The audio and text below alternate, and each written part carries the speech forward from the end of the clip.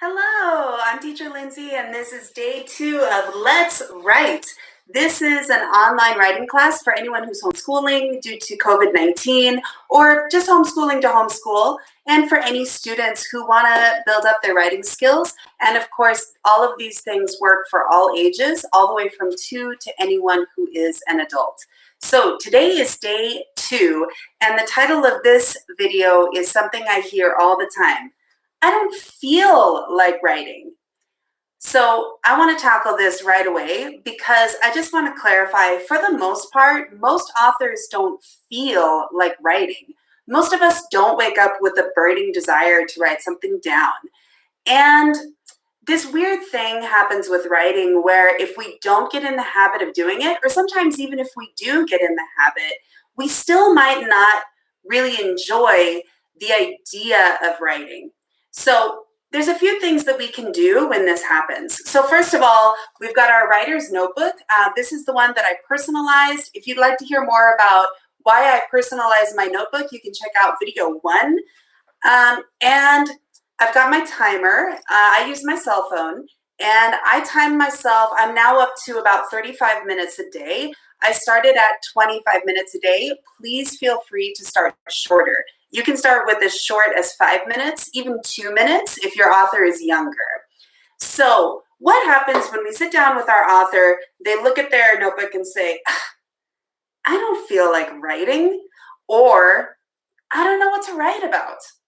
There's actually something very simple that you can do with this. You just tell your author, okay, open to your next page and write down, I don't feel like writing. That's your first sentence. Now, for a lot of students, this is actually confusing to hear for the first time because they don't think of this as a space where they can complain or where they can let out their frustrations. And this will kind of help them see that that's perfectly fine to do here. This is their space to make a mess and to be creative and to be angry and to be happy and to be silly. So just tell them, just write down, I don't feel like writing. And then when they say, what? Say, okay, now write that down. What? And make it a question. Put it all in caps. Or if they're complaining, if they're saying like, this is dumb, I don't even know what to write about. Say, okay, your first sentence is, this is dumb, I don't know what to write about. Now, why do I do this? Because writing is about the physical motions. It's about feeling the pen in your hand. It's about seeing the paper. It's about sitting the butt in the chair and making that arm move.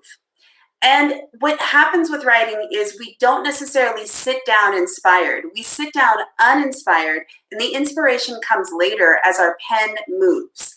There's a wonderful author named Julia Cameron who says it takes a full 3 pages of our writer's notebook to really kind of crack open that creativity and get going. And I've definitely found that to be true. My first 2-3 pages of writing are usually just, my concerns for the day, what I'm stressed about, what I'm happy about, what I'm looking forward to, and then the creative stuff kind of comes later.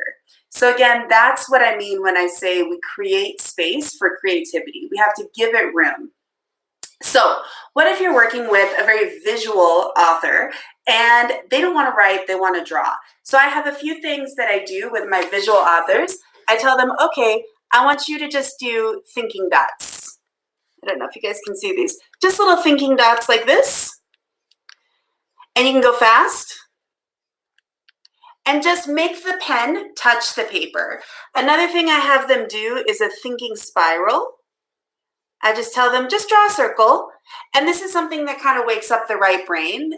Drawing straight lines, writing the alphabet, writing numbers. Those are more left brain activities. So I try to give them something that doesn't, have a real goal or a beginning or an end point. Just something creative, something to get the pen moving. Now, if you're working with a very young author, say a 2 or a 3-year-old who's very new to this, and they're just feeling angry, they're feeling frustrated, tell them, okay, we're going to make a big angry line down the page. We're going to go, ah! Okay? And just let them make that big angry movement. You can even tell them, and then tear the page out, and then eat it.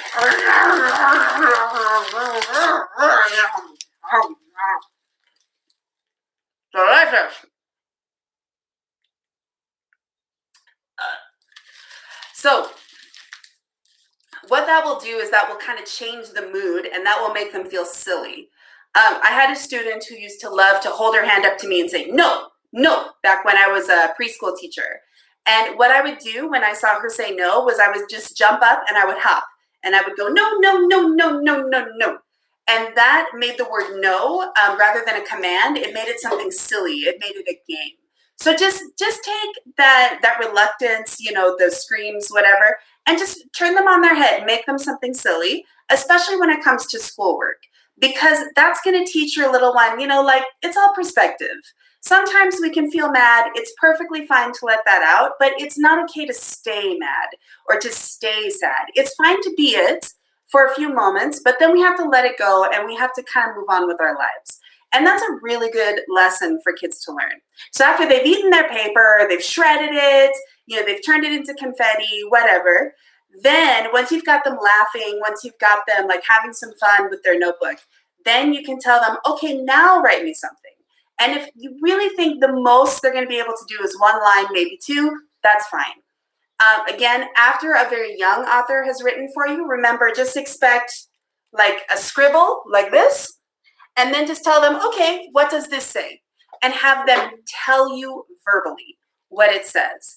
And then you're going to draw a little smiley face like this, or you're going to put a sticker and say, oh, this was so great. I loved it. Thank you so much. And you can even go back to it a couple days later and say, tell me what this says again. And it will change, but that's okay. They're just trying new things. If you have an older author who's maybe 3, 4, or 5 years old, who's just in that letter writing phase, they're doing those backwards letters, they're mixing pictures and text, who just say, like, no, I don't want to write. I don't feel like writing. You say, okay, can you draw me a face of how you feel when you think about writing? And just have them draw that angry, scowly face, and then say, what letters look angry? And see if they can make like an angry Z or maybe a W, something that has kind of that scowly shape. And if they think an S looks angry or an A looks angry, that's fine, totally fine. And then let them point to those letters and tell you whatever story they think of. If you have an older author, say someone between 7 and 12, they might like the opportunity to complain, maybe about you or about schoolwork or about the quarantine, and tell them that they can write you all their complaints, everything that they're angry about. It can all go right here. And say, tell me the thing that makes you the angriest. And I want you to really yell at your journal with your letters. So tell them they can do like these big mad letters, like this, like I am angry, and lots of exclamation points, and then underline it 100 times. Remember, this is a space to be creative, not a space to work on penmanship, spelling, punctuation, although exclamation points are always very fun. So let them really just let those things out and make it part of their writing practice. Remember, some of the best stories in the world are the emotional stories, and anger has inspired some beautiful, beautiful works of literature. So don't be afraid of anger. Just find a way to channel it.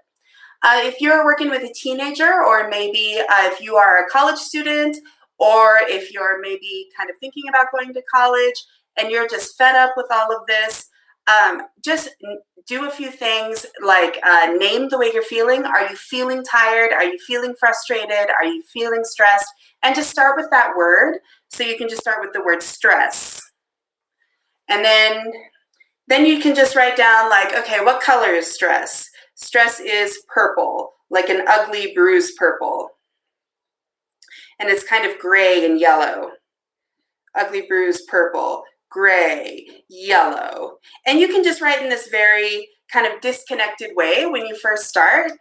You can even start with a list. A lot of authors like to make lists when they sit down to write. So just go easy on yourself. Give yourself a little less time for those days when you're really fighting the practice. And, just go for maybe 10 minutes, maybe 8 minutes, and see how that goes. And hopefully, even on days when you don't feel like writing, you can take that emotion and you can put it into a new work. If you have found a great way to get yourself through the tougher days, please comment below. Let me know if you'd like to schedule a class with me. You can find me at Lima Homework Help on Facebook. That's Lima Homework Help on Facebook. And I'll be happy to help you with your writing or with any other subject that you might be struggling with right now that school is out of session. And I love you all, and goodbye. Mwah. Stay safe out there.